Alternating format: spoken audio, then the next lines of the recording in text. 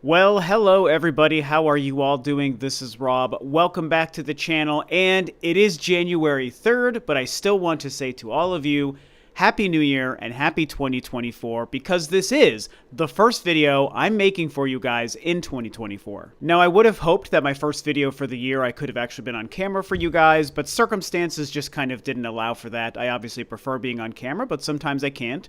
So that's what I'm doing today. You're just hearing my voice as we discuss this really interesting story that, in no surprise to anyone, has to do with the Switch 2, some of the earliest stories coming out of 2024, and now the first video I'm making for you in 2024 has to do with the Switch 2, but there is a very interesting piece of news, we'll call it. It's kind of falling under the rumor mill category because that's 99% of anything we have to talk about when it comes to Switch 2 anymore.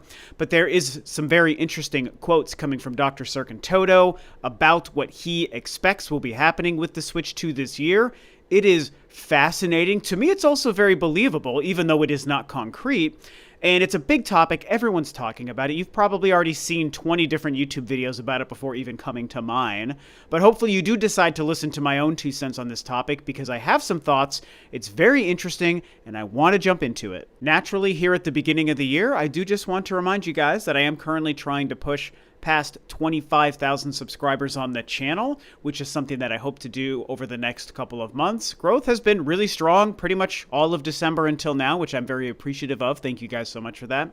So, of course, if you're new to the channel or if you've been watching and not been subscribed, then I hope you subscribe after watching this video to help me cross that milestone sooner than later. So, yeah, back to the main topic here. Of course, we're talking about the Switch 2 here in January of 2024. I actually had some non-Switch 2 topics planned to be my first couple of videos for the year so as not to be obvious and jump on the Switch 2 bandwagon right away for 2024. But I couldn't help it, man. By the time it made sense for me to make a video, combined with the timing of this story and these quotes, it's like this just is the natural video for me to make and discussion to have because I think it's really fascinating. So an industry analyst that we're all pretty familiar with, Dr. Serkan Toto, did make some claims and statements about his general predictions and thoughts about what he thinks is going to be happening with the console this year. And obviously, most of his quotes always have this kind of air of him knowing stuff behind the scenes that he can't outright say. So I think that's part of what makes it interesting when he has things to say like this. And from what I've seen from reading through the quotes we're going to look at, he doesn't claim that he knows it, but it just always feels that way. And he's got a really damn good track record. So when he talks about these kinds of things, I think it's fun to pay attention to what they're talking about and to discuss them. So he's talking about the release price, the price of games, what he thinks they're actually trying to do with the gimmick or lack of gimmick. He's talking about the Pro model. It's all very interesting. So VGC was the one who kind of broke this scoop. And of course, I'm going to link their article for you below. But let's quickly look at their summarization of the quotes from Dr. Serkan Toto. He says, quote, "The time is finally here for a Switch successor. Even though I can say a Pro model actually did exist and developers were already working with the dev kit. I believe the next hardware will drop in 2024 for $400. There is a chance that the games will cost more too at $70. The next system is also likely to be an iteration rather than a revolution. Nintendo might add some bells and whistles to the device, but it will be similar to the current Switch. And because there is Pokemon and Pokemon is associated with handheld gaming, there is no way on earth Nintendo will drop the portability feature for their next big thing." So those are the main kind of quotes, and like I said, that really gives us a glimpse into what he's thinking and expecting. Again, he's not claiming anything is a fact. He's talking about things that he believes are happening, but they all certainly line up and make sense, and I think that he is probably basing it on stuff he's heard, even if he can't outright say it. So naturally, there are 2 big takeaways from this, and that's what I want to spend most of the time talking about. It's the fact that he claims it's going to be $400, and honestly, in my opinion, even more importantly than that, he seems to confirm that there's not going to be some sort of evolution to the gimmick of the console or what the controllers may or may not do or allow for the player, the user interface. He says it's just going to be another Switch. It's going to be an iteration on the Switch, but obviously come with more power. And they are probably going to make small evolutions to aspects of the console or even to the Joy-Cons and maybe even the UI. But he definitely frames it as the general approach is it's going to basically be a Switch 2. Not just the name that we've all dubbed their next-gen console, but it might actually just be a Switch 2. It's another Switch, nothing fancy, it's more powerful, minor tweaks, here you go. Now to quickly talk about the price, I'll just say that I think that's a good price. In a world where that was the number that the thing releases at, I'd be okay with $400 because you need to balance being affordable and competitive with the competition, that being the PS5 and the Xbox Series X, while also kind of getting across in your pricing the messaging that this is a more powerful, more capable, more tech-savvy device. And for some people, it might sound counterintuitive, but if you actually think about it, by pricing your device at a certain price, especially if it's higher than your prior one, you're kind of telling the consumer that it's worth that price. And if we think it's worth a certain high price, that means we believe the technology and the capability under the hood justifies that price. Now, I don't want to make it sound like I'm an advocate for companies charging us more money for their products, because I'm not. These companies are billion-dollar companies. Just because I'm pretty financially comfortable doesn't mean I love paying a lot of money for things I buy. I'm just talking about it separate from that. And like I said, the kind of messaging a certain price point can get across. And so it just means that when I consider it possibly being $399 when it launches, especially if there's just one SKU and one price, which, God, Nintendo, I hope that's what you do. Do not segregate your console market. That has never worked, I think, in the history of video games. Every time somebody segregates their consoles into one version and another version, one inevitably fails and the other one becomes the inevitable default. So I just hope that there's no truth to the idea of them doing two different SKUs with two different prices. So if they do launch at $399, I kind of like it because it's like, it's not obscenely expensive. The PS5 was $500 and the Series X, actually. I paid $500 for each of those. And so you come in $100 less than those consoles, but you also come in $100 more than the launch price of your last generation console. You're splitting the difference perfectly. And like I said, it tells me that there's enough power under the hood to justify the price increase. So for me, if that's true at $400, I personally am okay with it. Now, to talk about the other bigger piece of news, in my opinion, it's that he's telling us he personally believes not only that it's going to launch this year, which I think we all believe anyway, but he thinks that this thing is just going to be another Switch. It's a hybrid device. And like I mentioned, I don't want to spend too much time going into this. Maybe it would be better for a future video. But obviously, they could change the user interface. They could change the nature of the controls, the controllers, the Joy-Cons. Certain functionality. Maybe there's some weird things they're doing with the screen beyond just being a portable hybrid. Maybe the dock has different functionality that we're not thinking. But the general thought here is that it's just going to be another Switch. Yes, a Pro existed at one point, but they obviously moved on from that, probably because of the pandemic at the time. So it's just going to be another hybrid Switch. They're sticking with what works. They're not changing it too much.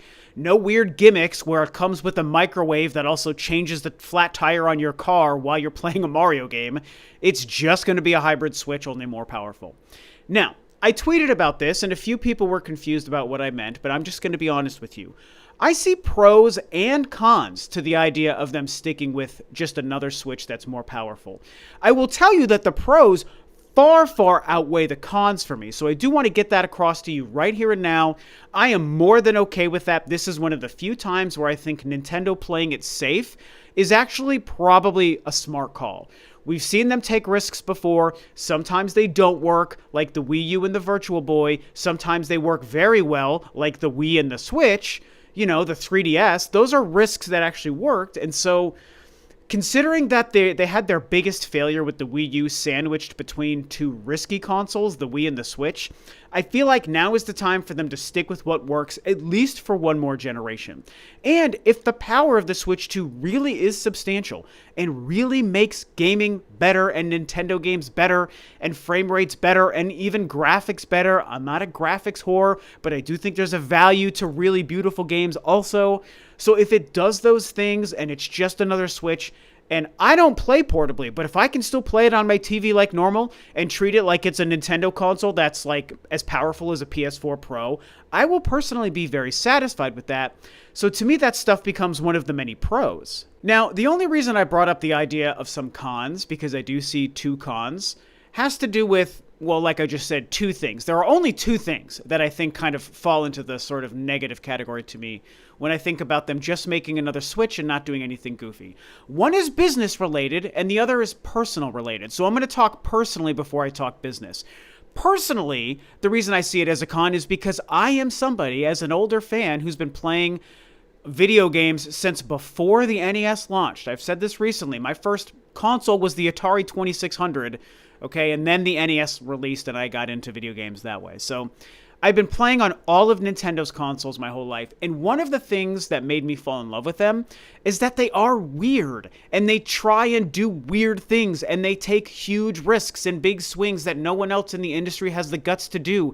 And yes, sometimes the idea fails like the Virtual Boy, but sometimes they have an idea that fails commercially, but that I think succeeds creatively like the Wii U, because I love the Wii U and the gamepad, even though the consumer didn't buy into it. And then they also do other things that succeed, ones I already mentioned here, the Wii, the DS and the 3DS, and the Switch. These are weird, kooky ideas that at the time that they released, Nintendo was the only company even thinking that way and even trying something so weird and out of left field. And I think that the reward tends to outweigh the risks in a lot of these circumstances, you know, and also just as a fan, I think it's fun. I would like to be able to believe that whenever we finally see the Switch 2, that I have no idea what it's going to be and what it's going to do. Naturally, that could come with something disappointing. You know, it could come with disappointment if it's something I don't like. But in general, I like the idea of being like, what's it going to do? What's the controller going to be like? What kind of crazy thing is Nintendo going to try now that no one has ever done before? Again, the Switch was a big swing that is becoming an industry standard in its own right. And you need Nintendo to be the company to take those risks, to be what they are in the industry. So that is personally how I see it as a potential con, that they might not be willing to try something really kooky. Now, the business way that I think it could end up being a con is the fact that, like I even just mentioned, the Switch is no longer unique. The idea of a portable device that plays console quality games that can be played on your TV or on the go, that is no longer unique. The Switch was so successful because when Nintendo released it, it was the only one of its kind. It was fresh, it was new, no one had seen it before, and it was the only way to play games the way that Nintendo was doing it on the Switch. Since then, there are a ton of devices and a ton of companies that have adopted this Switch-like model. And I'm not saying that's a bad thing, and I'm not here to say people are copying and that they're not innovative themselves, because I don't care that there's a Steam Deck and a ROG Ally and all these other devices that I don't really know anything about. I don't care about that. I think that's fine. I hear they're great devices, and I think that's cool. It's just more gaming for everybody. But when I think about how Nintendo might view that, there is a chance that they might see it as a bigger risk if they don't do something that differentiates themselves from the rest of the industry, now that the rest of the industry is also doing what the Switch is. And so, again, I don't necessarily think that's enough to push Nintendo away from doing another Switch next time around, but I do think it's something to consider, and I bet that they had a lot of meetings and discussions about it when they started to plan their successor device on if it was smart for them to do another Switch or to veer away from that now that they're no longer the only game in town. And so that's kind of my personal summarization of what's going on in Serkan Toto's quotes and his discussions. I think that you need to be wary out there when reading and watching stuff around this topic, because I could see a lot of people saying it's going to be $400 and it's going to be hybrid. And Dr. Serkan Toto did not say that, and no one else can confirm that. This is just his quotes, and granted, I think his quotes have merit, but it is still not confirmed. So, is it going to be $400? Maybe, maybe not. Makes sense to me. I like the idea of that price point. I'm more than okay with it. Will it be just another Switch with better graphics? Probably, maybe, maybe not, but probably. Another thing that's not confirmed, but that does certainly make sense. And even though there are reasons why I would like to see them not repeat the Switch concept, ultimately, I see it as a good thing. It makes me excited. It is not going to be disappointing to me, especially if the capabilities and the graphics and whatever other minor tweaks they make are otherwise good, which I would expect that it will be. I think it's actually going to be successful for them to not rock the boat and be too confusing transitioning from the Switch to their next generation. They've even gone on record, Nintendo has, saying they need to be careful with the transition because they're known to kind of screw things up. They have a good thing going with the Wii, and then they screw up with the Wii U. They have a great thing going with the Game Boy, and then they screw up with the Virtual Boy. I mean, Nintendo, as much as we love them, they have that track record, so they're smart enough to know they need to be careful, moving away from the mega, unfathomably popular Switch. And I think that this is one of those, and I know I've already said this, it's just one of those few times in Nintendo's history where playing it safe at least one more generation probably is the best business decision. And it's why I won't be disappointed with it, even though I'd like to see them come out with something kooky and crazy that we've never seen before. So, man, I tried to cram a lot of info really quickly into this video. This is what I think. These are the discussions from Serkan Toto. Tell me what you guys think about it below. Again, Happy New Year. Subscribe if you haven't already, and I'll see you guys next time on another video.